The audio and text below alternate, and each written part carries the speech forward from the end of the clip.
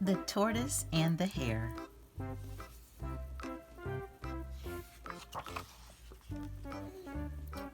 Once upon a time, there was a hare named Harold. Harold was very fast, and he made sure that all the other forest creatures knew it.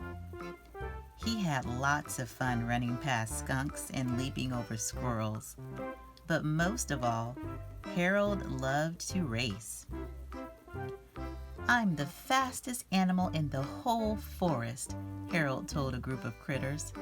"I'm even faster than the wind. Not one of you could beat me in a race."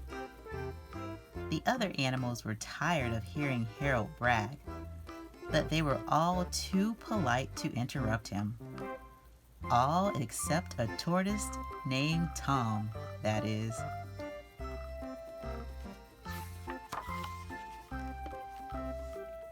"Hogwash," Tom cried. "You may be fast, but you can certainly be beaten in a race." Harold laughed. He couldn't believe that one of the slowest animals he'd ever met was saying this. "Not a single creature has ever beaten me in a race," Harold replied, "but you're welcome to try." "I accept your challenge," Tom said. "I'll race you." Harold laughed, and the other creatures started to snicker. "It will be a piece of cake for Harold to beat a tortoise." "We'll race next Saturday," Harold said. "That should give you plenty of time to practice."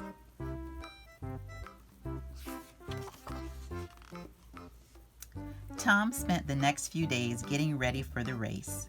He stretched his legs and jogged around the lily pond. He ate lots of dandelions and berries to build up his energy. Meanwhile, Harold was so sure he'd win the race that he didn't bother to practice. He lay in the sunshine, took lots of naps, and chatted with his friends. On the day of the race, the forest critters gathered at the starting line. Even though they didn't really think Tom would win, they were very excited to see him try. "May the best animal win," Tom said kindly. "Good luck," Harold replied. "You're going to need it."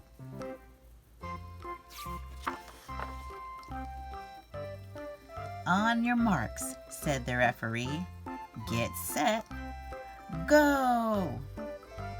Harold took off so quickly that a big gust of wind blew Tom around until he was facing backward. The crowd cheered. What an exciting start!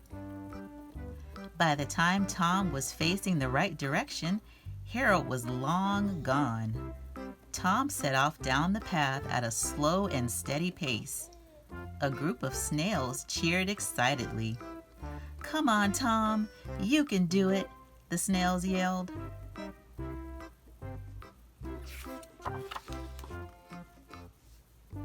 Tom finally reached the first bend in the path. Harold was nowhere to be seen, but Tom wasn't worried. He put one foot in front of the other and continued down the racetrack. Far down the path, Harold was running so fast that the petals blew off the flowers he passed. "I can't believe that silly tortoise thought he could beat me," Harold thought smugly. "I'm definitely going to win this race."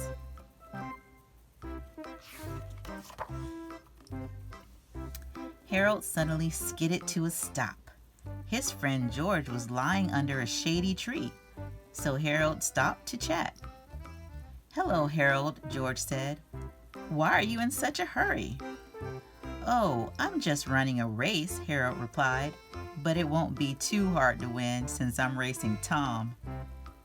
As Harold and George laughed at the idea of a tortoise racing a hare, Tom crept past them quietly. The silly hares were so busy chatting that they didn't even notice him.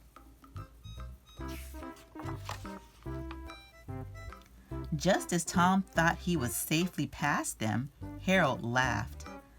"Look at that tortoise go," Harold said to George. "He really thinks he's going to beat me." "Go get him, Harold," George said.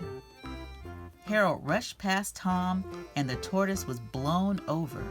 When he looked up, he saw Harold disappearing down the path. That pesky hare had passed him again. Tom stood up and dusted himself off. He took a step, and then another, and continued on his way.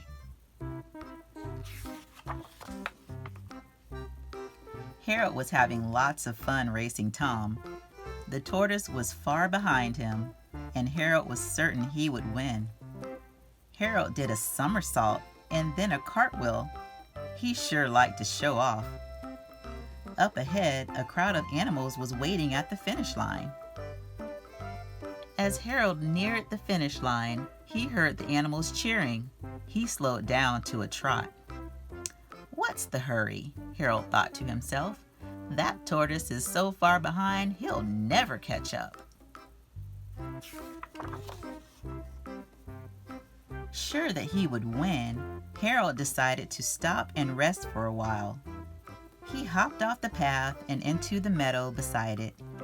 "I'll just take a quick nap," he thought to himself. "There's plenty of time to relax." With that, Harold laid down in the soft green grass and fell asleep. When Tom finally reached the sleeping hare, he wondered why Harold was napping. That's no way to win a race. Tom tiptoed past him very carefully and very quiet. Harold snorted, but he didn't wake up.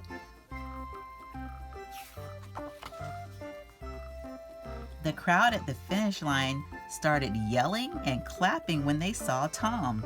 Even though some of them had doubted him, it looked like the tortoise was going to win the race.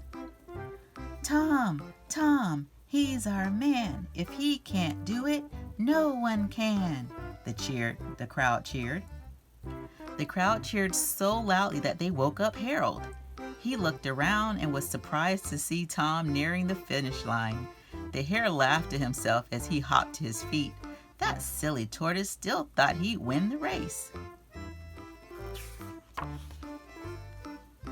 Harold sped off down the track, sure that he would catch up to Tom, but he had an awfully long way to go. Harold suddenly felt very worried. He really shouldn't have stopped to chat with George or to take a nap. What a waste of time! "Come on, Tom," the crowd cheered. "You're almost there." Tom stretched out his long neck and poked his head over the finish line just as Harold caught up to him. Tom had won the race. "That was a great race," Tom said to the hare. "No hard feelings?" "You beat me fair and square," Harold admitted. "I may be fast, but I'm not always very wise. Slow and steady beats hurried and careless." From that day forward, Harold worked hard at everything he did. The tortoise and the hare became great friends and lived happily ever after.